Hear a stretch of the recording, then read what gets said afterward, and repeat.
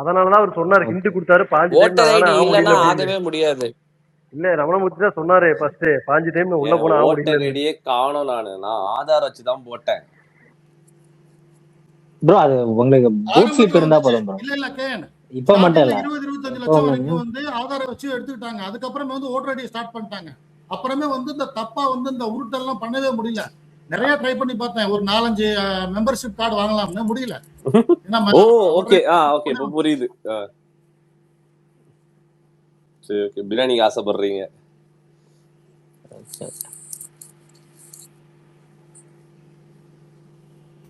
ரமணமூர்த்தி எனக்கு அன்னைக்கே சொல்லிருந்தா அன்னைக்கே வாங்கியிருப்பேன். தமிழ்நாடு ஓட்டர் இல்லைங்க ஐடி கார்டு என்ட்ரி பண்ணிருந்தா வந்திருக்கும். இல்லைங்க ரமணமூர்த்தி எனக்கு டிஎம்ல சொன்னீங்களே, எத்தனை சீட் சொன்னீங்க? நீ எடுத்து பாரு. 60 டெலிட் பண்ணிட்டு நினைக்கிறேன். 60 நான் அப்படியே டாட் போர்டு எழுதிருப்பேன். 36, 54, 68, 79, 91, லாஸ்டா முடிச்சிருப்பேன் 117. ஆமா 117 வரைக்கும் கடைசியா கொடுத்தீங்க.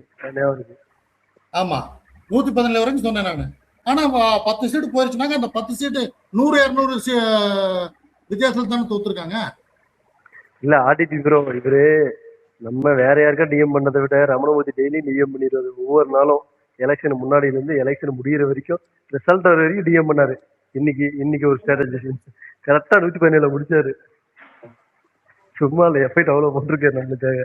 அதான் நிறைய இதா போயிடுது இந்த சரி. அப்படியே யாராவது மேல உள்ள டைட்டிலுக்கு அப்படியே எக்ஸ்பிளைன் பண்ணீங்கன்னா அடுத்து என்ன ஆகும்? இடி உள்ள வந்துட்டுன்னா சரி நான் கிளம்புறேன்.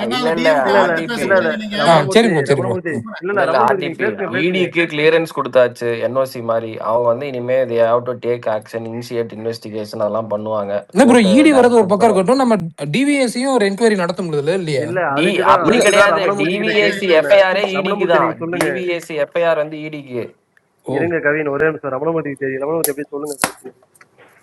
இதனால உங்களுக்கு டிஎம்கே கடிச்சா கடிக்கிட்டு விடுங்க. என்ன கூட்டணி நீங்க டிஎம்கே காரங்களை அடிப்பீங்க, ஆனா அவங்க வந்து எங்களை கடிப்பாங்க. உங்களை கடிக்க மாட்டாங்க. நீங்க அவங்க கூட கூட்டணியில இருக்கீங்க. ஆமா எல்லாம் உடச்சிட்டு வந்துட்டீங்க. அப்புறம் என்ன கடிச்சா என்ன கடிக்கல என்ன? நீங்க சொல்லுங்க. உறவோட தாலி அறுத்து போட்டு வந்துட்டீங்க. அப்புறம் என்ன உங்களுக்கு? ஓ இல்ல, கூட்டணிக்கு முன்னாடி எல்லாம் அப்படி பேசிட்டு இருந்தாரு, இப்ப பேச மாட்டேங்கிறாரு. பேசுங்க ரமணமூர்த்தி. கூட்டணிக்கு முன்னாடி ஃபயர் விட்டது வேற, கூட்டணிக்கு வரணும்னு உடச்சிட்டோம்ல, முடிஞ்சு. சரி எல்லாரும் மரம் நட்டுட்டீங்களா இல்லையா? வீட்டுல மரம் நட்டீங்களா இல்லையா இன்னைக்கு எல்லாரும்? எதுக்கா? இன்னைக்கு என்ன நாள் தெரியாதா? வேர்ல்ட் என்விரான்மென்ட் ஓபாமா வந்து மரம் நட்டிருக்காங்க. ஆமா எல்லாரும் வீட்டுல ஒரு செடி நட்டுருங்க இன்னைக்கு. மரம் முடிஞ்சா மரம், இல்லைன்னா செடி. தமிழ்நாட்டிலே போயஸ் கார்டன்லாம் அதிகமா இடம் இருக்கான். போலாமா? வரீங்களா?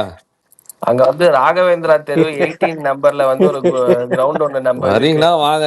அந்த கிரவுண்ட் மேல சும்மா நீங்க விதைய தூவி விட்டாலே போதும். எங்கேயோ கொண்டு போய் சொருவீங்கயா. உன்னதான் அடிக்கணும். எனக்கு தெரிஞ்சு உன்னதான் அடிக்கணும்னு நினைக்கிறேன். நீதான் ஆரம்பிக்கிற எல்லாத்தையும். ஐயா ஒரு நல்ல விஷயத்த தான் நான் சொன்னேன். நீங்க எடுத்துட்டு போயிட்டு கரெக்டா போயஸ்காரர்ல அது என்ன தெரு ப்ரோ? ராகவேந்திரா ஸ்ட்ரீட் நினைக்கிறேன். அதுல வந்து 18 81 எனக்கு அந்த நம்பர் கரெக்டா இல்ல. 18 or 8 பேனல்ல ஒரு ரஜினி இல்ல 69 நினைக்கிறேன் நம்பர். 69 இல்ல 18 இல்ல 81 தான் எனக்கு. அது நல்லா தெரியும். 69 நினைக்கிறேன். 69 பிஜேபி. ஓ பேனல்ல ரஜினி ரசிகர் என்னென்ன பேசுறீங்க நீங்க? யாரு விட்டோவா? யாரு டோல்ட் ரஜினி ரசிகரா? இல்ல இன்னொருத்தர் இருக்காரு. நானே ரஜினி ரசிகன் தான். ப்ரோ அப்ப நீங்க கீழ தயவு செஞ்சு போயிருங்க ப்ரோ ப்ளீஸ். இவ்வளவு நாள் ப்ரோன்னு கூப்பிட்டு இருந்தோம். தம்பி ரமணமூர்த்தி ப்ரோ இது வேற டிபார்ட்மெண்ட் ப்ரோ. இதனால ஒரு நிமிஷம் ப்ரோ. எனக்கு கவின் அப்பப்ப நீங்க சொல்லுவீங்க சீனியர் மென்டல். அது யாரு ப்ரோ? எனக்கு அந்த வார்த்தை மட்டும் யாரா? அவர்தான் இப்ப சிஎம்மா இருக்காரு. அதான் பாவிடே, ஏன்டா இப்படி பண்றீங்க நீங்க?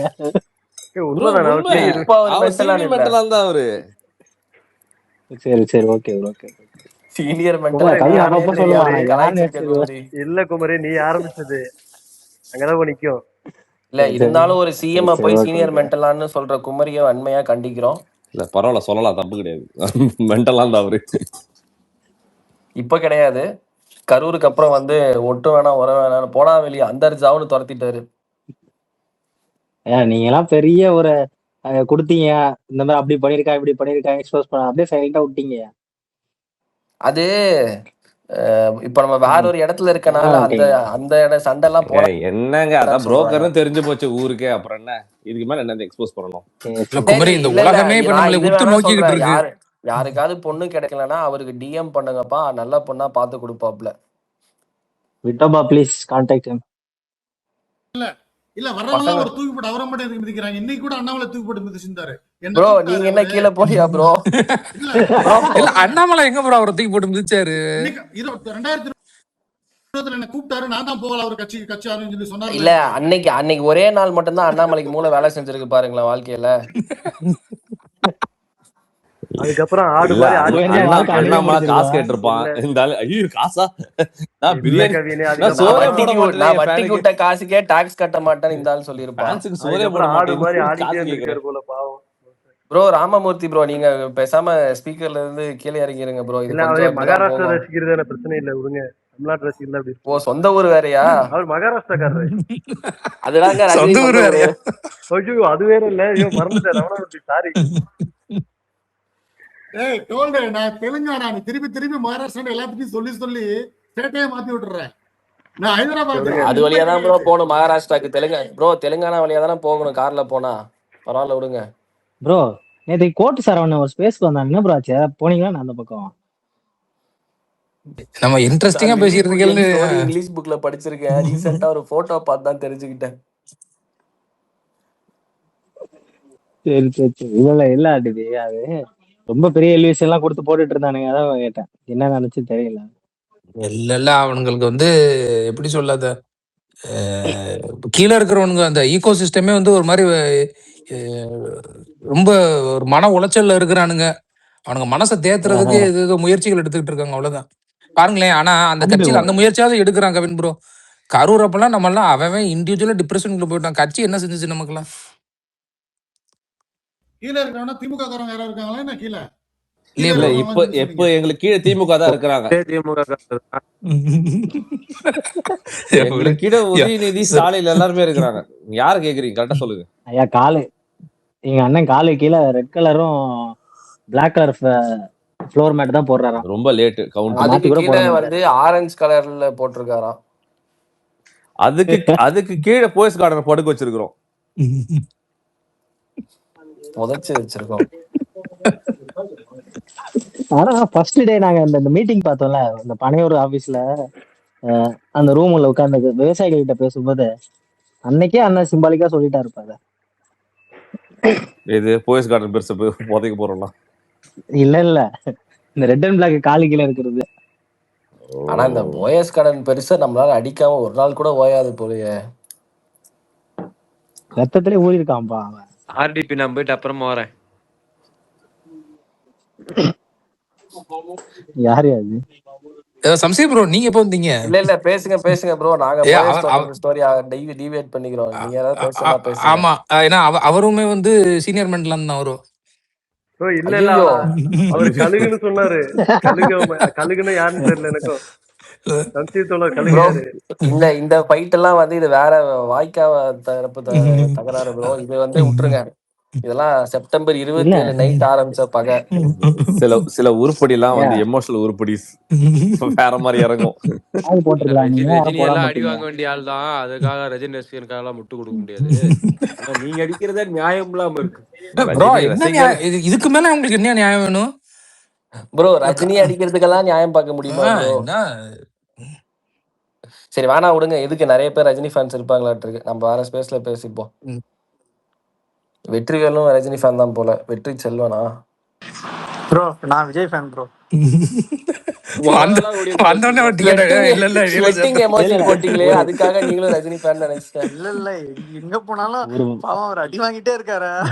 வருத்தப்பட்டு ஒரு வார்த்தை கூட சொல்லிடாதீங்க. அடி வாங்க வேண்டிய வாய்ஸும் டெவில் வாய்ஸும் ஒரே மாதிரி இல்ல. ஆமா இத நான் ஏற்கனவே ரியலைஸ் பண்ணிட்டேன். ரைவல்ரி எங்க ஸ்டார்ட் ஆச்சு? எதுக்கு விஜய் ஃபேன்ஸும் சம்பந்தம் இல்லாம பெருசு ஃபேன்ஸும் சண்டை வந்தது? அது தனி ஸ்பேஸ்ல சொல்றேன் ப்ரோ. கவின் இருந்தாலே அப்படிதான் ப்ரோ. அங்கதான் போய் முடியும். ஆனா கேப்ல சுரேஷ் சாமி ஒருத்தர் வேலை பார்த்தாரு ப்ரோ. எடுத்துட்டு போய் போயஸ் கார்டுல தான். அது ஒண்ணும் இல்ல ப்ரோ. இது வந்து எங்க ஸ்டார்ட் பெரிய ஆச்சுன்னா வன்மவாதி சைலண்டா இருக்கிறான் அவ்வளவுதான்.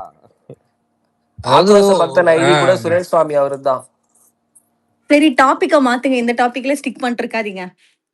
இது என்ன யார் யாரோ திடீர்னு டைம் ஆச்சு தோழர். நீங்க என்ன தலைமைச் செயலகம் போலையா? மகளிர் பேரவை தலைமைச் செயல் இருங்க ஒரு நிமிஷம். தலைமைச் செயலகத்துல இந்த எஃப்ஐஆர் விஷயத்த சொல்றீங்களா? ஏதோ சொல்றீங்க? பிக்காச்சின்ன தலைமைச் செயலம் போயிருப்பாங்களே, கரெக்டா இருக்கும் போனாங்கன்னா. இல்லங்க, முன்ன மாதிரிலாம் போக முடியலங்க. நீங்க கொஞ்சம் பெருசா அடிக்காம வேற ஏதாச்சும் பேசுங்க. இந்த கட்சி யாரு வந்து தலைமைச் செயலகம் போனாலும் ஒரே ஒரு ஹெல்ப், இந்த போலீஸ் மினிஸ்டரை பார்த்து ஒரு பெட்டிஷன் ஒன்று கொடுக்கணும். அது மட்டும் ஹெல்ப் பண்ணுங்க. ஆமா, அரேஞ்ச் பண்ணி கொடுங்க. ஏகப்பட்ட நிறைய இருக்கு, கோரிக்கைகள் நிறைய இருக்கு. ஒரு half an hour மீட் பண்ணோம். ஆமாமா, எங்க ஏரியால எல்லாம் சட்டம் 200-300 பெட்டிஷன் இருக்கு. நிறைய போலீஸ் கேஸ்ல ஸ்குவாஷ் பண்ணனும். இல்ல நம்ம இப்படி பேசுறதுக்காக நம்மளே தூக்கி உள்ளார வச்சாலும் வைப்பாரு. சச்சா எங்க அண்ணா பண்ணக்கூடிய ஆள் தாங்க கவின் ப்ரோ. நீங்க அப்படி சொல்லாதீங்க. இல்ல சாச்சான் டபுள் கவின் ப்ரோ. நான் சொல்றேன், நான் ஊர்ல இருக்க நம்ம பசங்கள்ட்ட பேசும்போது, அண்ணன் ரொம்ப ஸ்ட்ரிக்டா இருக்காரு, நமக்கு வந்து ஏதாவது செய்வாருன்னு பார்த்தா நம்மளே பிடிச்சி உள்ள போட்டுருவாரு உள்ள இருக்கு. எங்க பார்த்தாலும் போலீஸ் சுத்திக்கிட்டே இருக்கு. ரொம்ப ஸ்ட்ரிக்டா இருக்காரா, வந்தா நமக்கு தான் செய்யாரு, பார்த்தா நம்மளே செய்யறாரு. ஆடிபி இந்த ரேவந்த் என்ற ஐடி ஒன்னு வருது, அது ஏத்தாத. சரி சரி ப்ரோ, சரி. 0 ஃபாலோவர்ஸா? ஏனா அது ஃபேக் ஐடி. பாஜக சிவா ஐடி. அவன் இன்னைக்கு பாரு, எனக்கு தெரிஞ்சு பாஜக சிவா காட்டுல இன்னைக்கு மழை தான். அண்ணாமலைன்னு வருவான். இனிமே பாரு ஒரிஜினல் ஐடியிலே வர போறான். இல்ல எக்ஸ் அப்டேட் பண்ண போறோம். இப்போ மொத்தமா ஸ்பேஸ இது பண்ண முடியல போல ப்ரோ. அதனால வந்துட்டு கத்திட்டு அவனே போயிடுறான். முன்னாடி ஸ்பேஸ க்ளோஸ் பண்ணிட்டு விட்டு போயிடுவான். இப்போ அப்படி பண்ண முடியல போல. ஒரு ஸ்பேஸ்ல வந்தா 2 வார்த்தை பேசிட்டு போயிட்டான். அவனும் சரத்து ஒரு ஸ்பேரிங் போட்டானு கொஞ்ச நேரம்.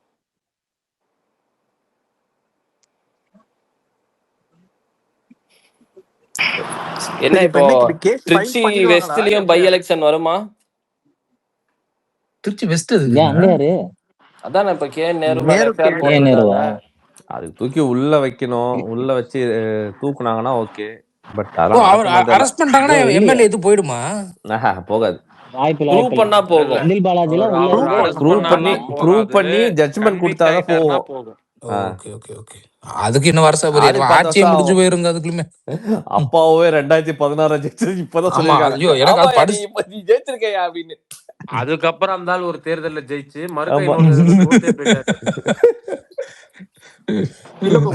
இல்ல வாழ்த்துக்கள் சார். 2016 நீங்க தான் வின் பண்ணிருக்கீங்க. இல்ல இப்ப என்ன ப்ரோ ஆகும்? அந்த 2014 தீர்ப்பு கொடுத்துட்டாங்க. ஒரு மேல்முறையீடு போகணுமா இல்லாட்டி இதோட விட்டுருவாங்க? துறைக்கு போற பென்ஷன் ஸ்டாப் ஆகும், அவ்வளவுதான். அந்த எம்எல்ஏ பென்ஷன் இது. ஆமா, அதுக்குதான் 2021 இருந்து சம்பாரிச்சிட்டாரு அவர். அப்புறம் எதுக்கு பென்ஷன் வேற? உண்மையிலேயே நம்ம ஜுடிஷியரி கொஞ்சம் டக்குன்னு இருக்கலாம். கொஞ்சம் எங்கேயோ இருக்கு இதுக்கு. ஆனா இந்த நாம எல்லாம் புல்லட் ட்ரெயின் கேக்குறோம், ஆனா நமக்கு என்னமோ வந்தே பாரத் தான் கிடைக்கும். இல்ல இன்டென்ஷனலா அப்படி பண்றாங்களா ப்ரோ? முடிஞ்சு போச்சு, இது எதுக்கு, இது வந்து முக்கியமான கேஸ் இல்ல அப்படின்றது நடத்துறாங்களா? இல்ல சிஸ்டமேட்டிக்காவே நீங்க ஒரு கேஸ டீல் பண்றதுக்கு இவ்வளவு நாட்கள் ஆகும். ஏன்னா நீங்க ஒவ்வொரு இயர் இங்க உட்கார வச்சு விசாரிச்சு ஒவ்வொருத்தரையா வர வச்சு அதை போட்டு அப்பீல் பண்ணி அதுக்கடுத்து அப்பீல் போய் அது வந்து முடிஞ்சு ஒரு கட்டத்தை எட்டுறதுக்கு இப்படி ஆயிடுது. நீ ஒரு மேல்முறையீடு போலாமா அந்த கேஸுக்கும்? 2014 நடந்து முடிஞ்சதுக்கு யாரு? இன்பதுரை ஹைகோர்ட்டுக்கு போலாம். அது நீங்க அப்பீல்லாம் பண்ணி பிரயோஜனம் இல்ல ப்ரோ. ஜட்ஜ்மெண்டே வந்துருச்சு உங்களுக்கு சுப்ரீம் கோர்ட்ல இருந்து. இல்ல சுப்ரீம் கோர்ட்ல ஹைகோர்ட் தான் கொடுத்திருக்கு. ஹைகோர்ட்டா சுப்ரீம் கோர்ட்டா? ஹைகோர்ட் தான் கொடுத்திருக்காங்க. அப்படின்னா நீங்க அப்பீல் பண்ணலாம். அப்பீல் பண்ணி நீங்க என்ன பண்ண 10 வருஷம் இது பண்ண போறீங்களா? அதாவது நீ 2016 ஜெயிச்சியா இல்ல 2016 ஜெயிச்சியா தோத்தியான்றதுக்கே 2026 தான் உனக்கு இதுனா, அப்போ அது இதெல்லாம் ஒன்றும் சொல்றதுக்கு இல்ல. சி நம்ம இந்தியன் ஜுடிஷியரி சிஸ்டம் வந்து அப்படிதான் இருக்கு. வீடியோ போட்டு ஜெயிச்சிட்டாங்கன்னு நம்ம தலைமை ஒருங்கிணைப்பாளர் வந்து எக்ஸ்எம்எல்ஏ வந்து கேஸ் போட்டாருன்னா எப்போ ஜட்ஜ்மெண்ட் கிடைக்கும்? யார் தலைமை ஒருங்கிணைப்பாளர்? அவரா? அது எனக்கு தெரிஞ்சு இப்போ கலைஞருக்கு 103வது பிறந்த நாளா 120ல கிடைச்சிரும். அப்ப இவர் இருப்பாரா? நீ உடனே பேசுற நீங்க இதெல்லாம் ரொம்ப தவறுங்க. இல்ல அந்த கேஸ் எல்லாம் தள்ளுபடி நாங்களே பண்றாங்க அதெல்லாம் உடனே. பேசுறது இல்ல. டக்குன்னு சம்சிர் ப்ரோ. டைரக்ட் பாலிடிக்ஸ்ல இருந்துட்டு நீங்க இல்ல வந்து இப்படிலாம் பேசலாம். அவர் தலைவரா இருப்பாரான்னு கேட்டா ஆர்டிபி. அதுதான் தெரியல. ரைட். அந்த மாதிரி கிளாரிஃபை பண்ணிடுங்க ப்ரோ. கொஞ்சம் தெளிவா சொல்லிடுங்க. இல்ல ஒரு தற்கொலை போட்டிருக்கான். என்ன போட்டிருக்கான், சண்முகம் வந்து ஒரு கிழட்டு பைய அப்படின்னு போட்டிருக்கான். நான் தான் போட்டேன் 64 வயசுக்கு அவர் கிழவனா 72 வயசுக்கு என்னடா சொல்லுவேன். 73 வயசுக்கு ப்ரோ உண்மையிலே சண்முகத்துக்கு 64 வயசு தானே ப்ரோ? ஆவா ஏங்க அவர் டை அடிக்கா இருக்காருங்க. ரொம்ப கொஞ்சம் சரி ரைட் ஓகே தெரிஞ்சுக்கிட்டு. டை அடிக்கல கூட ஓரளவுக்கு முடி இருக்குல்ல அவருக்கு. டெய்லியும் ஃபெவிகால் போட வேணாம் அவருக்கு தலைக்கு.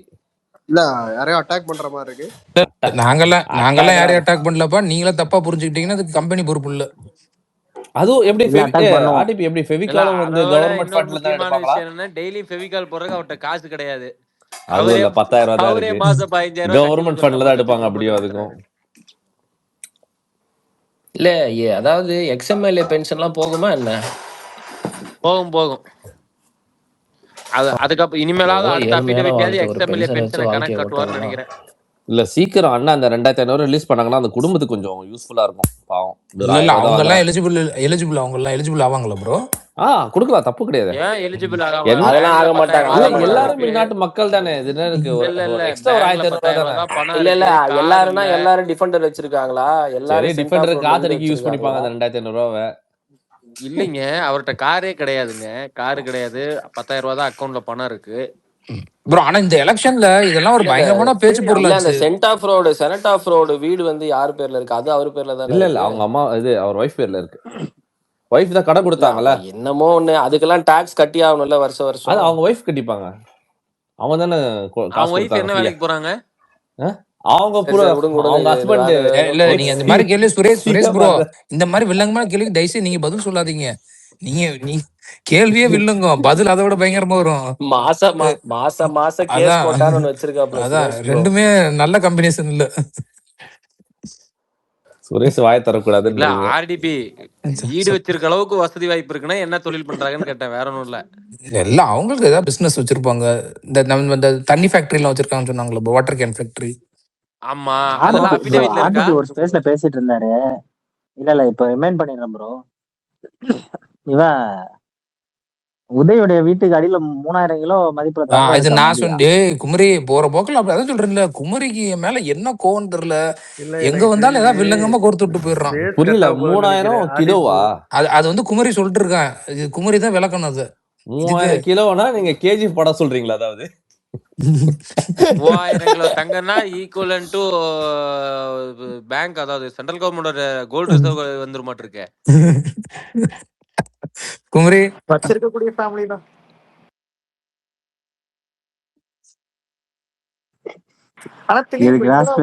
ஒரு அளவுக்கு கொண்டு போயிருங்க. இல்ல சும்மா இருந்தா எல்லாரையும் நீதான் தூண்டி விடுற வந்து. ஹோஸ்ட் யாரு? ஆதித்யா. அப்ப ஏன் நம்ம அங்க ஒரு அகழ்வாராய்ச்சி பண்ண கூடாது? ஐயா நீங்க அது விடுங்க ப்ரோ, நான் தான் சொல்றேனே. இல்ல எனக்கு அதுதான் ப்ரோ, அந்த மாதிரி ஆப்ஷன் இருக்கா? வீட்டை அடிச்சு செக் பண்ணிட்டு திரும்ப கட்டி கொடுக்கறமே, அந்த மாதிரி தான் ஆப்ஷன். ராக்கி பாய் இப்பதான் வந்திருக்காரு, தூண்டி எடுப்போம் இருங்க. ப்ரோ கட்டி எல்லாம் கொடுக்க மாட்டாங்க, இருந்த மொத்த உண்மத்தையும் இறக்கிடுவாங்க. இல்லாத இடத்தெல்லாம் உடைச்சு விட்டு வீடு நீங்க பாத்துக்கோங்கன்ட்டு வெளில வந்துருவாங்க. இல்ல எதுவுமே நீ அங்க இருந்து கையகப்படுத்தலைன்னா அதுக்கு இது கொடுக்கணும், காம்பன்சேஷன் கொடுக்கணும். சிபிஐ இருந்தாலும் ஏடிஆ இருந்தாலும். அதென்ன 2 கோடி தானே, அது கொடுத்தலாம் ஈஸியா. அதெல்லாம் கண்டிப்பா இல்லாமலாம் கிடைக்காமலாம் இருக்காது ப்ரோ, கண்டிப்பா கிடைக்கும். கிடைக்காம இருந்தாதான் அது. ஆனா உங்க கற்பனை அளவுக்குள்ள ஒரு அளவே இல்லைங்க. அவன் சும்மா உங்க அண்ணாட்ட சொல்லி ஒரு கந்தசாமி அணி உருவாக்க சொல்லுவான். ஆமா, கந்தசாமி அணியா ப்ரோ? சும்மா சொல்ல ப்ரோ, அவன் சவுக்கு சங்கர் சொன்னது நானாட்டு யோசிப்பேன். அப்படின்னா இந்த மாதிரிலாம் சொல்லியிருக்கான் ப்ரோ சவுக்கு சங்கர். ப்ரோ சவுக்கு சங்கர் பேட்டி பாத்தீங்களா? ஹார்ட் டிஸ்க் காணாம போச்சு, ஆனா காணாம போன ஹார்ட் டிஸ்க்ல என்ன இருந்துச்சுன்னு சவுக்கு சங்கர் ஜெயிலுக்கு போயிட்டு வந்து அவனுடைய பேச்சுவார்த்தை எல்லாம் சரியில்லை. கவர்மெண்டா இருந்திருந்தா ஆடிஸ் காணாம போனதுக்கு அவன் தான் காரணம், அவன் தான் யூடியூப் சேனல்ல பேசிட்டு இருக்கான்னு கைது பண்ணிருக்கான். அவன் தான் தூக்குறான்னு சொல்லியிருப்பாங்க. அதுதான் சொல்றேன், நீங்களும் தான் உட்காந்துட்டு ஆடிஸ்ல என்ன இருந்துன்னு எப்படி சவுக்கு தெரிஞ்சுன்னு என்கொயரி பண்ணிக்கிட்டு இருக்கிறீங்க. ஆனா ஜாலியா இருக்காப்ல அவரு. இனிமே நான் அப்பவே சொன்னேன் நான் லியோ நடந்துதா அதான் ஓ, ஆரம்பிப்பாரு இப்ப bro, லியோ இந்த அங்க பக்கம் சேர்ந்துட்டானா திரும்ப? இல்ல இல்ல இப்ப லியோ லியோ சேனல்ல தான் தனிதான். இன்டர்வியூவே கொடுக்குறான். இல்ல சம்சீர் ப்ரோ இன்னைக்கு சிபிஐஎம்ல இருந்து பிரவீன் சக்கரவர்த்தி ட்வீட்டுக்கு வந்து கண்டனம் தெரிவிச்சிருந்தாங்க. ஆமா அஹ், நேத்திக்கு அதான் அதான் ஏன் ப்ரோ காங்கிரஸ் கூட நீங்க கூட்டணியில கூட்டணியில இல்லையா யாரும் நீங்க? ப்ரோ சொல்லல. கூட்டணின்னு ஒரு பேச்சுவார்த்தை நடக்கல, ஒண்ணும் பண்ணல, எதுவுமே இல்ல. திடீர்னு நீ பாட்டு ஒரு ட்வீட்ல கூட்டணின்னு போட்ட என்ன இது? ப்ரோ அப்போ அது ஒரு 2 கட்சி சேர்ந்து போராட்டம் நடத்துறதுனாலே 2 கட்சி தலைவர்கள் சேர்ந்து பேசிட்டு ஒரு அறிக்கை கொடுத்ததா கீழே எல்லாம் போராட்டத்துக்கே போவோம். நீங்க ம், என்ன ம். பொசுக்குன்னு ஒரு கூட்டணி நீங்க பாட்டுக்கு அது பேர் வைக்கிறீங்க, யார் யார் அங்க வைக்கிறான்னு இல்ல ப்ரோ. போடுறீங்க. இல்ல இதுல எனக்கு என்ன சந்தேகம்னா, இப்படி ஒரு ட்வீட் போட்டு உங்க அண்ணாக்காவது தெரியுமா? இல்ல அவரு இதெல்லாம் பெருசா பாத்துக்க மாட்டாரு. ஏன்னா அவரு நான் தான் சொல்றேனே, இப்ப நீங்க விசிகாக்கு நாங்க வந்து ஒரு எம்எல்ஏ கொடுத்தோம், ஐயுஎம்எலுக்கு ஒரு ஒரு சீட்டு கொடுத்தோம், காங்கிரஸுக்கு 2 கொடுத்தோம். அவங்கள நாங்க எங்கேயாவது போய் டிஸ்டர்ப் பண்றோமான்னு பாத்தீங்களா? அவங்கள வந்து சுதந்திரமா செயல்பட விடுறோம். அவங்க அவங்களுடைய ஜனநாயக கடமையா எம்எல்ஏவா அந்த கட்சியில உள்ளவங்க செஞ்சுக்கிட்டு இருக்காங்க. ஸோ இப்படி மினிஸ்டர் எம்எல்ஏ இல்ல பட் மினிஸ்டர். ஆனா அவங்க டிஸ்டர்ப் பண்ணுவாங்க ப்ரோ. Minister hi. மினிஸ்டர் அவங்களை வந்து நாங்கள் இன்டர்ஃபியர் பண்ண மாட்டோம். அதனால இந்த மாதிரி இதெல்லாம் பெருசா அவர் எடுத்துக்க மாட்டார் ப்ரோ. பார்த்துருப்பாரான்றதுலாம் டவுட்டு தான். பார்த்தாலும் ரியாக்ட் பண்ண மாட்டாங்க யாரும்.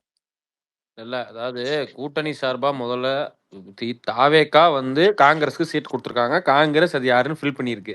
ஆமா. இல்ல இது வந்து பொதுவான ஒரு வேட்பாளர், கூட்டணி கட்சி எல்லாம் சேர்ந்து முடிவு எடுக்கலான்னு ஒரு முடிவு எடுத்து அப்படி வேட்பாளர் போட்டிருந்தா அவர் போட்டல ஒரு நியாயம் இருக்கு. ஓ, இல்ல ஓகே இப்ப ஓகே இருக்கிற ஓகே. கட்சிகள்லாம் நம்ம ஒரு கூட்டணிக்குள்ள போறோம் அப்படின்னு பேசி ஒரு கூட்டணி ஃபார்மேஷன் பண்ணி நாம வந்து ஒரு அடுத்தடுத்த தேர்தலை சந்திக்கிறதுன்னு ஒரு பொதுவான பேச்சுவார்த்தை நடத்தி ஒரு முடிவு எட்டப்பட்டதுக்கு பிறகு போட்டிருந்தாலும் அதுவும் பிரச்சனை இல்லை. சரி ரைட்டு அப்படின்னு சொல்லலாம். இப்பொழுதைக்கு சிபிஐ பொறுத்த வரைக்கும் இந்த ஆட்சி அமையறதுக்கு வெளியில இருந்து ஆதரவு, விசிகாவும் ஐஏஎம்லும் ஆட்சியை பங்கெடுத்து ஆதரவு தெரிவிச்சிருக்காங்க. இனி அடுத்த தேர்தல் வரல, கூட்டணி அமைக்கிறதுக்கான அவசியம் இல்ல, இந்த மாதிரி எந்த பொசிஷனுமே இல்லாத போது ஒரு கட்சிகள் மற்ற கட்சிகளோட பரஸ்பரமா ஒரு பேச்சுவார்த்தை துவங்குறதுக்கு முன்னாடி இப்படி பண்றது என்ன ஆகும்னா, ஏதோ காங்கிரஸ் தான் இந்த கூட்டணி வழி நடத்துது, காங்கிரஸ் ஒரு பெரிய கட்சி சொன்னா எல்லாரும் கேட்டுக்குவாங்கிற மாதிரி ஒரு ஒரு விஷயத்த பிரவீன் சக்கரவர்த்தி உருவாக்குறதுக்கான அது வந்து தப்பா இருக்குல்ல. இல்ல அவர் சண்முகத்தோட சாய்ஸ் ஆஃப் வேர்ட்ஸ் எனக்கு ரொம்ப பிடிச்சிருந்தது. இது ரொம்ப அதிக பிரசங்கித்தனம் அப்படின்ட்டாரு. அதிக பிரசங்கித்தனம். ஐயா இங்க பாருங்க, இப்பனா கூட்டணி நீங்க பேசும்போது ப்ரோ. ஐயா இங்க பாருங்க, சாரி சார். நீங்க பேசுற டோனை பார்த்தா காங்கிரஸ்க்கும் கம்யூனிஸ்ட் இழுத்து விட்டுறீங்க போலயே. இல்ல ஒரு பக்கம் விட்டுட்டு இந்த பக்கம் வாங்க. நீங்க உதாரணத்துக்கு எடுத்துக்கோங்களேன், ஒரு கூட்டணி அமைஞ்சாலும் என்னோட அப்சர்வேஷன் பொறுத்த வரைக்கும் ஒரு கூட்டணி அமைஞ்சாலும் காங்கிரஸ் எல்லாம் தமிழ்நாட்டுல ஒரு கூட்டணி தலைமை தாங்குற இடத்துல கிடையாது. இப்படி இந்த கட்சிகளை எல்லாம் வச்சு இந்த கட்சிகளை வச்சு கூட்டணி அமைஞ்சா அது டிவிக்கே தான் தலைமை தாங்கணும்னு வச்சுக்கோங்க ஒரு பொசிஷன். அதுக்கான தலைமை ஆளு யாரு, அவர் என்ன பேச்சுவார்த்தை நடத்தினாரு, என்ன ப்ரொசீஜர், இதெல்லாம் எதுவுமே இங்க என்ன ஸ்டார்ட் ஆகல. இன்னும் சொல்ல போனா இப்ப எதுக்கு கூட்டணியே தேவையில்லை. அடுத்த எலெக்ஷன் வரும்போது அந்த தேர்தலை சந்திக்கும் போது எப்படி சந்திக்கலாம், இப்ப ஆட்சிக்கு ஆதரவு கொடுத்திருக்கிறவங்க கூட்டணிக்கு வராங்களா வரலையா, அப்புறம் மினிஸ்டர் கொடுத்திருக்கவங்க கூட்டணிக்கு வரா. இப்பொழுதைக்கு அவங்க திமுக கூட்டணியில கிடையாது. அதுதான் அதுல இருக்கக்கூடிய சூட்சம். அடுத்த தேர்தல் வரும்போது ஆட்டோமேட்டிக்கா இடைத்தேர்தல் வந்தா தெரிஞ்சிட போகுது எந்தெந்த கட்சி என்ன பொசிஷன் எடுக்கிறாங்க. இதுலயும் தெரியும்ல ப்ரோ. எனக்கு ஒரு டவுட் ப்ரோ, ஒரே நிமிஷம். ரமேஷ் டிஆர் பாலு இருக்காருல்ல ஆர்டிபி, அவர் வந்து எம்பி எம்எல்ஏ அப்படி ஏதாவது இருக்காரா? ஆமா எம்பியா இருக்காருல்ல. ஓ ஓகே ஓகே. ராஜ்யசபாவா லோக்சபாவா? லோக்சபால தான் நினைக்கிறேன். லோக்சபா. நான் நினைச்சேன் அவரே ரிட்டையர் ஆகி வீட்டுக்கு அனுப்பிட்டாங்களான்னு நினைச்சேன். இல்ல இருக்காரு. அவர் சொல்லி அவர் அங்க லோக்சபா நடக்க அந்த அங்க உள்ள டிஎம்கே எம்எல்ஏஸ் ஐ மீன் எம்பிஸ்க்கெல்லாம் அவர் தான் அந்த இது மாதிரி ஹெட் மாதிரி நினைக்கிறேன். ஏதோ ஒரு பொது கொடுத்துருக்காங்க அவருக்கு. எனக்கு ஃபுல் டீடைல்ஸ் தெரியல ப்ரோ. ஆக்சுவலா வந்து ஒரு நியூஸ் என்னன்னா, நெக்ஸ்ட் வீக்ல ஒரு 6 எம்எல்ஏ டிஎம்கே சைட்ல இருந்து ரிசைன் பண்றாங்க, ஒரு இன்டர்னல் சோர்ஸ் நியூஸ். ஓகேவா? ஆனா அவரு வந்து அதுக்கு முன்னாடி என்ன சொல்றாரு வெளியே வந்தேன்னா, ஆட்சி நீடிக்காது அப்படின்னு. டேய் உங்க கட்சியில இருக்க எம்எல்ஏ காப்பாத்த வழியை பாருங்களா, அவனுக்கு இங்க வந்து பேசிக்கிட்டு இருக்கானுங்க. இல்ல அதெல்லாம் சும்மா வரமாட்டாங்க. டிஎம்கேல இருந்து எல்லாம் வர மாட்டாங்க ப்ரோ. இல்ல நம்ம கட்சியில இருந்து டிஎம்கேல எல்லாம் வந்தாலும் ஏத்துப்பாங்களான்றதெல்லாம் பெரிய क्वेश्चन மார்க். இல்ல டிஎம்கே வந்து ஏத்துக்க மாட்டாங்க. ஐயா பல பேர் போராடிட்டு இருக்காங்க, 6 பேர் பேச்சுவார்த்தையில இருக்காங்க. நீங்க பாட்டுக்கு இல்லன்னு சொல்லிடாதீங்க. இல்ல ஏத்துப்பாங்கன்றது டவுட் தான். ஸ்டாலின்ல ஏத்துக்க முடியாதுங்க. அவர் எப்படி ஏத்துக்க முடியும்? அவர் வந்து நின்னாருன்னா ஐயா மேபி வைகோ சுரேஷ் துரை இருக்காரு துரை அவங்க வைகோ ரெண்டு அவங்க டீம்ல இருந்து வந்தவங்களா இருப்பாங்க. ப்ரோ. நம்ம புரியல. வந்து சுரேஷ் எம்எல்ஏ ப்ரோ பத்தி பேசிக்கிட்டு டைரக்டா இருக்கோம் எடுத்துட்டு ப்ரோ. போயிடுச்சு. ஆனா Suresh bro MLA ex MLA பத்தி இல்லதான் வந்து பேசுறீங்க. சேர்ந்தானா ஏதோ திருச்சியில ஏதாவது நிக்கலாம், ஏதாவது ஓட்டுக்கிட்ட வாங்கலாம். அதாவது ஐயா ஆனா அவர் ஏதோ பொது எங்க அக்கா வேட்பாளர் நிப்பாட்டி திமுக, அதிமுக, எங்க பாமக ஆதரவுங்கிற மாதிரி ஒரு பொசிஷனுக்கு போறேன்னு பேசிக்கிட்டு இருக்காங்க. எங்க அக்கா சொல்லுங்க பிரேமலதா பாஸ் விஜயகாந்த் வேட்பாளர். மாதிரி திமுக காரனுக்கு தன்னம்பிக்கை இல்ல. நான் வீட்டுக்கு கூப்பிட்டு அதே வந்துருங்க, வந்து எனக்கு துணை முதலமைச்சர் பதவியை கொடுத்துருங்க. துணை முதல்வரா? ஆமாங்க, கூட்டணி தர்மம்னு ஒண்ணு இருக்குதுங்க அப்படின்றாங்க எங்க அக்கா பிரேமலதா. ப்ரோ ஒரே ஒரு ஆனா டவுட் ஆர்டிபி ப்ரோ. சொல்லுங்க சார். சாரி, என்னன்னா இது இப்போ அண்ணாமலை வந்துட்டு இப்போ இது பண்ணியிருக்காரு இல்லையா, ஜாயின் பண்ணணும்னா சொல்லிட்டு ஒரு இது லிங்க் எடுத்திருக்காரு இல்லையா, அதுல ஓட்டர் ஐடி வச்சு தான் ஷேர் பண்ணணுமா? இல்ல வெறும் மொபைல் நம்பர் தான் ப்ரோ. ஏற்கனவே ஜான்சினாவை இப்பதான் சேர்த்து விட்டேன். போட வேணும்னா நீங்க வந்து வந்தவங்க ஒரு தோழர் சேர்ந்திருக்காரு, அவர்கிட்ட கேட்டு பாருங்க, சொல்லுவாரு. அந்த தோழர் நைட்டு யாருன்னு டைம் பாஸ்னு போட ஒண்ணு நடக்கும். வந்தவங்க அதுல போனீங்கன்னா எல்லாமே ஃபுல்லா கொடுத்துருவாங்க டீடைல்ஸ். எத்தனை கிலோ மட்டன் பிரியாணி, அது என்ன கட்டணம் மட்டன் சாப்ஸ் எல்லாமே கொடுத்துருவாங்க. சரி சரி இருங்க, ஒரு ஆளா பேசிங்க. ஓவர்லாப் பண்ணா யாருக்குமே புரியாது ப்ரோ, நமக்கே ஒண்ணும் புரியல. So, அப்ப அது வந்துட்டு ப்ராப்பர் மெம்பர்ஸ் கிடையாதுல்ல. அது இப்போ 2 lakhs தேர்றது 3 lakhs தேர்றதுல அது ப்ராப்பர் மெம்பர்ஸ் கிடையாது. யார் வேணா யார் சேரலாம். வேணாலும் அண்டர் சேரலாம். 18 மொபைல் நம்பர் வேணும், மொபைல் நம்பர் இருந்தா போதும். அதாவது ஒரு காலத்துல ப்ரோ என்ன ஒரு நிமிஷம் சொல்லுவாங்கன்னா, ப்ரோ. அந்த பட்டன் இருங்க போன்ல இருந்து குமரி பட்டன் போன்ல இருந்து ஆண்ட்ராய்டு மாறுற காலத்துல கேஸ் புக்கிங் பண்ணா பிஜேபி இணைந்ததுக்கு நன்றின்னு வருமா காலு, ஏமாத்திட்டு சேர்த்து விட்டுருவானுங்களாம். அது மாதிரி டெக்னிக்கே இவனுக்கு பாட்டை வச்சு யூஸ் பண்ணுறானுங்க. அதாவது ஒரு தேசிய கட்சியை கையில வச்சுன்னு தலைவரா இருந்தும் போதே தன்னால் ஒரு இதழ்களை பிடுங்க முடியாத ஒருவர் 7 உச்சம் பெற்று, அதுவும் ஒருத்தருடைய அறிவுரையோட வராராம். வேற சொல்றதுக்கு ஒண்ணு இல்ல, ஒரு இப்போ இன்ஸ்டாகிராம்ல 30,000 பேரு வியூஸ் பண்ணதும் பாட்டு தானா?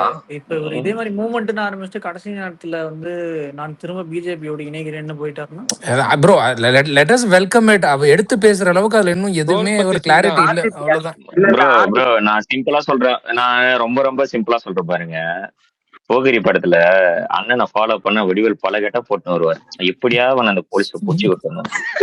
கட்சியில அந்த பசங்க என்ன பண்ணாலும் மொத்த போச்சு, என்னடா எந்த கெட்ட படம் வந்தாலும் சும்மா பார்த்த உடனே பாடி சோடான்றீங்களா அப்படின்னு அந்த மண்டபம் இருக்கிற கொண்டை யாரு தெரியுமா? இப்போ அண்ணாமலை விலகும் போது கூட இருக்கிற பிஜேபி எல்லாம் விலகுறாங்க. நான் பிஜேபில இருந்து கனத்த இதயத்துடன் வெளியேறுகிறேன். கொண்டையோட வந்து கூட தெரியாமலா இருக்கும்ன்ற கதையாட்டம். அவனுக்கு எந்த ரூட்ல வந்தாலும் தெரிஞ்சிருப்பது. இன்னமும் பெரிய அண்ணாமலை பெரிய இளைஞர் படை, அந்த படை ட்விட்டர்ல போட்டா 300 pass bro let us welcome. நமக்கு என்னன்னே தெரியல அதுல மூவ்மெண்டா என்ன எது பண்ண போறாங்கன்னு. அவ்வளவுதான். ஆர்டிபி நான் ஒண்ணு சொல்லட்டுமா, ஒரு ஓப்பனா ஒண்ணு சொல்றேன்.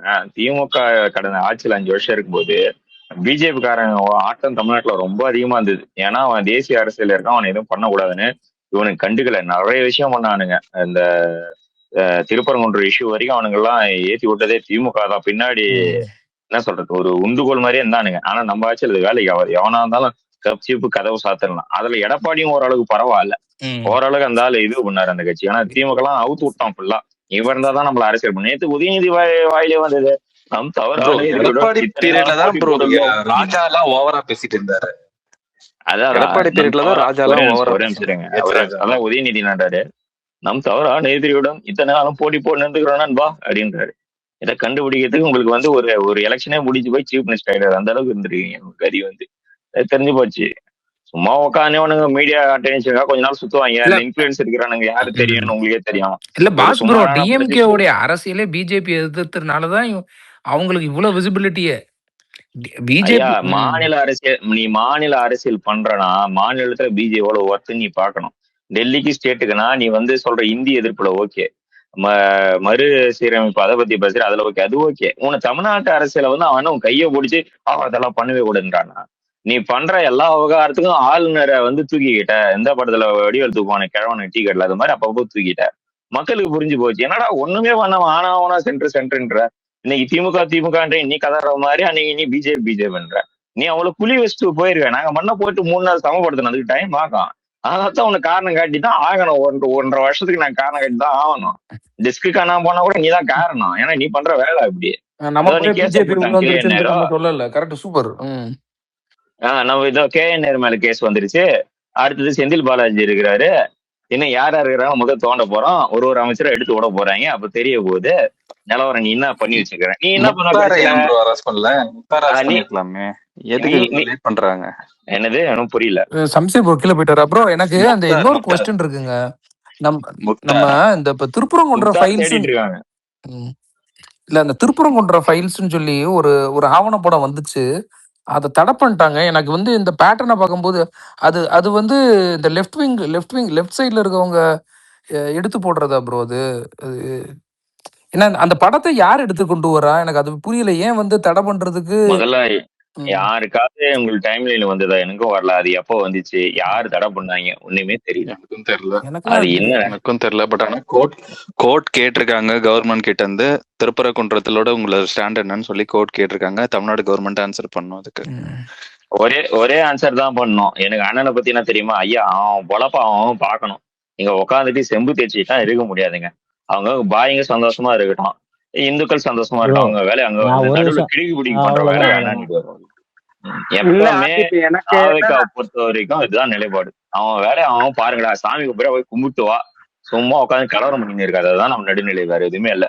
இவரு இங்க நிர்மலா வந்து வார்த்தைக்காவது சொல்லியிருப்பாரு, இவனுக்கு 2 பேர் தான் மாறி மாறி அடிச்சுக்கிறானுங்க, எலெக்ஷன் கிட்ட வரதுனால பிரிவினை உண்டாக்கி அதுல ஒரு ஓட்டு அரசியல் பண்ணி சம்பாரிச்சுக்கலாம்னு பாக்குறாங்கன்னு தெளிவா சொல்லிட்டாரு. அவ்வளவுதான். இப்ப அந்த குறும்படம் வந்துட்டு உங்களுக்கு என்ன தெரிஞ்சிட போகுது? அதுல வந்து அது இல்ல எனக்கு அதுதான் எனக்கு அந்த பேட்டர்ன் எப்படி இருக்குன்னா, நம்ம அந்த காஷ்மீர் ஃபைல்ஸ், கேரளா ஃபைல்ஸ்னு உங்க படம் விட்டானுங்க தெரியுமா? தேவையில்லாம ஒரு மக்கள் மத்தியில ஒரு பதட்டத்தை உருவாக்குறது. ஆர்டிபி நான் ஒண்ணு சொல்லிட்டேங்களா? ஒரு நல்ல கருத்துகள் படம் ஒரு உண்மைக்கு நெருக்கமா இருக்குது, மக்களுக்காக ஒரு தேவைன்னா அது கண்டிப்பா ஓடும். அதை வச்சுட்டு நீ என்ன திணிச்சாலும் அந்த பருப்பு வேகாது ஆர்டிபி. அது நீ வந்து என்ன ஆகாது. 1000 ஜாதி பெருமை பேசுற எத்தனையோ தமிழ்நாட்டுல படம் வந்திருக்கு, அதெல்லாம் ஓடி இருக்கா தமிழ்நாட்டுல? ஒண்ணுமே நடக்குது. சும்மா ஒரு அரசியலுக்காக ஆர்டிபி அதெல்லாம் பண்றது. ஆவணப்படம் தான் ப்ரோ. அது கமர்ஷியல் படம் ப்ரோ. இது வந்து திரௌபதின்றீங்க வேணா, அதுக்குள்ள போகாதீங்க. ஓடனா நல்லதுங்க, விட்டுருங்க, வேணாங்க. அப்புறம் அதுக்கு ஒரு டிபேட் வேணாங்க. நீ எங்கெங்கயோ கொண்டு போயிருங்க. ஒரே நிமிஷம் ப்ரோ. எனக்கு நிறைய பக்கா இருக்கு. வந்து போவாங்களா? சொல்லுங்க. டெல்லிக்கு போவாங்களா போக மாட்டாங்களா? இப்போ KN நேருவோ இல்ல அவங்க பையனோ என்ன பாஸ், அதுக்கான வாய்ப்புகள் இருக்கா? இது போட்டுருக்காங்க. யார் சொல்ற குமரி? யார எஃப்ஐஆர் போட்டனால திரும்ப போய் நிர்மலா சீதாராமனையோ இல்ல மோடியோ இல்ல அமித்ஷாவோ மீட் பண்ண வாய்ப்பு இருக்கா KN நேரு அவர்கள்? இல்ல அவங்க பையன், அவங்க பொண்டாட்டி அந்த மாதிரி அப்படி போறாங்களோ இல்லையா எனக்கு தெரியல. இப்ப எஃப்ஐஆர் பதிவாயிடுச்சு, அமலாக்கத்துறை உள்ள வரும். அடுத்து எதனா ஒரு காரணம் காட்டி தமிழ்நாட்டில் அரசியல் சரியில்லை, தயவு செய்து அரசை நீக்கம்ன்ற மாதிரி எதனா அவனுக்கு பேப்பர் தூக்கிட்டு போய் என்ன டீலிங் பேசுறாங்க. அப்படி இல்லையா இவங்க 10க்கு 10 ரூம்ல உட்கார வச்சு ஒரு குண்டு பல்பு மட்டும் எரிய விட்டு அப்படின்னு பிஜிஎம் போட்டு நம்ம சித்தப்பா மாமா மச்சான் எல்லாம் வான்னு போட போறாங்க. அதான் நடக்க போகுது, வேற எதுவுமே இல்ல. கொஞ்சம் கொஞ்சமா நவுத்துறாங்க. திமுக தொண்டர்கள் சமாதானப்படுத்த என்ன பண்ணோம், வேற வழி இல்லாதான் நமக்கு என்ன பண்றது, நம்மளுக்கு கூண்டு உட்கார வச்சாங்க, போய்தான் ஆகணும்னு உனக்கு போய் சேர்ந்துருங்க. அதான் நடக்குது 29ல. எதுவுமே நடக்குது. ப்ராமிஸ் எல்லாம் கொடுத்துட்டு போயிருக்காங்க ப்ரோ. அந்த ஜட்ஜ்மெண்ட் பார்த்து அந்த இவரு சொல்லியிருக்காரு பாருங்க, ஜட்ஜு சொல்லியிருக்கிறது பாருங்க. போன தடவை இருந்தவர் வந்து நாங்க கேஸ் போடல அப்படின்னு சொன்னாரு, எஃப்ஐஆர் போட மாட்டோம்னு சொன்னாருன்னு போட்டிருக்காரு அவரு. யாரு போட மாட்டாங்க? போன தடவை இருந்த அட்டர்னி ஜெனரல் அவங்க டிஎம்கே இருந்தாருல்ல, அவர் வந்து ப்ராமிஸ் பண்ணிட்டு போயிருக்காராம் கோர்ட்ல. அதை சொல்லியிருக்காங்க, ஜட்ஜே சொல்லியிருக்காங்க. போன தடவை இருந்தவர் வந்து இந்த மாதிரி போட மாட்டேன்னு சொன்னாரு அப்படின்னு சொல்லிட்டு. PS ராமன் இருந்தாருல்ல, தட் திஸ் என்ன சொல்லியிருக்காங்கன்னா, the previous AGPS Raman that the issue will not be participated till final hearing. ஏதோ இவங்க ஏதோ சொல்லிருக்காங்க ப்ரோ போன டிஎம்கே கவர்மெண்ட், இது நாங்க எஃப்ஐஆர் பண்ண மாட்டோம் இல்ல. ஒரு நிமிஷம் இருங்க. அவங்க நெக்ஸ்ட் ஹியரிங் வரைக்கும் இதுல எதுவும் நடக்காதுன்னு சொல்லியிருந்தாங்க, ஓகேவா? ஆனா இப்போ இருக்க அவங்க வந்து நம்ம சைட்ல இருந்து ஆட்சி மாறின பிறகு அதெல்லாம் இன்வாலிடு, கவர்மெண்ட் சைட்ல இருந்து எங்களோட ஸ்டாண்ட் சேஞ்ச் பண்ணியிருக்கோம், நாங்க வந்து எஃப்ஐஆர் போடணும்னு நம்ம சைட்ல இருந்து சொல்லியிருக்கோம், அவ்வளவுதான். அவன் ப்ரீவியஸ் கவர்மெண்ட்டு அவன் ஸ்டாண்டர்ட்லாம் நாங்கள் ஃபாலோ பண்ண முடியாது, எங்கள் கவர்மெண்ட் சேஞ்ச் ஆயிருக்கு, ஊழல் வழக்கு இருக்குன்னா அதுக்கான நெக்ஸ்ட் ஸ்டெப் ப்ரொசீடிங்ஸை வந்து ஃபாலோ பண்ண மட்டும் சொல்லியிருக்காங்க. அதை கன்ஃபியூஸ் பண்ணிடாதீங்க.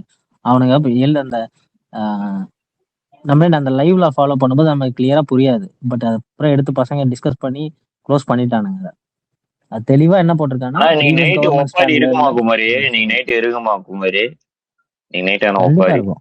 பிஜேபி பிடிஎம் இன்னைக்குதான் வழிவாங்குகிறது. ம் அந்த அந்த இதெல்லாம் வந்து நேர்பட பேசு அப்படி இப்படின்னு சொல்லி ஒரு பல வட்ட மேசை மாநாடு நடத்துவானுங்க. அதுக்குதான் டிஆர் பால் இப்ப வெளியே வந்து இந்த ஆட்சி நிலைக்காதுங்க, 6 மாசம் தாண்டாதுங்கன்னு போட்ட காரணமே அதுதான். இந்த ஆட்சி நிலைக்காது, 6 மாசத்துல போயிடும், ஐயோ மண்ணா போயிடும், நாசமா போயிடும். ப்ரோ அவர் நேத்து பேசுறத பாத்தீங்களா? கம்யூனல் வயலன்ஸ ஐயா தூண்டுற மாதிரி பார்த்தேன். பேசிட்டு போயிருக்காரு. அவர் நின்னுகின்னு என்னடா லெட்டர் பிடிச்சிக்கிட்டு என்ன ஒரு போடு போட்டாங்க பாருங்க. சட்டமன்றத்தில் நம் பதிலை கேட்க முடியாம தெரிச்சு ஓடினார் முதல்வர் மூதேவி. அடுத்த பதில் லெட்டர் வரதுக்குள்ள நீதான் வர வெளிநாட்டம் செஞ்சுக்கிட்டு உன் நடுநிலை வகிக்கிறான்னு இருந்தா கூட உனக்கு சேர்ந்துருக்காது. உட்காந்து பேசுற பார்க்க வேண்டியது தானே, ஏன் ஓடுன?